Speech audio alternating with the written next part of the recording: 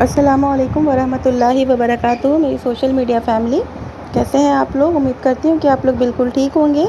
میں بھی بالکل ٹھیک ہوں۔ تو چلیے آج کی حدیث شروع کرتے ہیں۔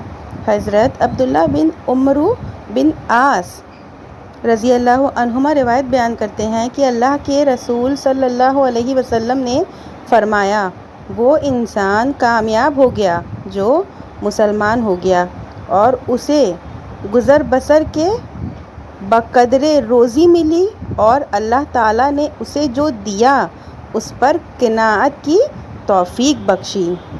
فوائد اس حدیث کے: دنیا اور آخرت کی کامیابی کی فکر کرنا چاہیے۔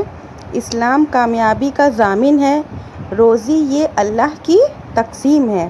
قناعت اختیار کرنا چاہیے۔ اللہ کے فیصلے پر ہمیشہ راضی ہونا چاہیے۔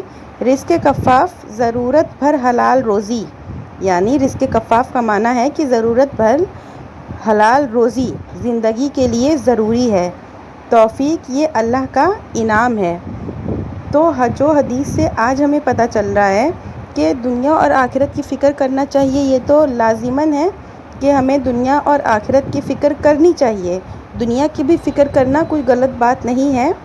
روزی، جو ہمیں روزی ملتی ہے، بہت سے لوگ ناشکری ادا کرتے ہیں، بہت سے لوگ کوستے ہیں کہ ہمارے نصیب میں کم روزی ہے یا ایسا ہے ویسا ہے۔ اس چیز سے بالکل پرہیز کرنا چاہیے۔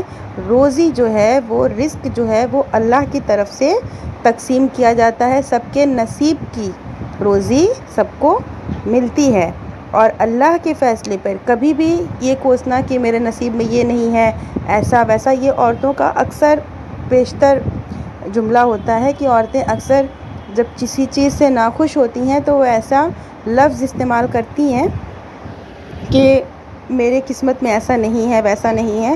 ایسا نہیں کرنا چاہیے۔ اللہ سے دعا کرنا چاہیے اگر آپ کے حق میں کوئی چیز نہیں ہے تو اس چیز کے لیے۔ بے شک اللہ تعالیٰ دعا قبول کرتا ہے اور آسانی پیدا کرتا ہے انسان کی زندگی میں، بس انسان سمجھتے نہیں ہیں۔ وعلیکم السلام ورحمۃ اللہ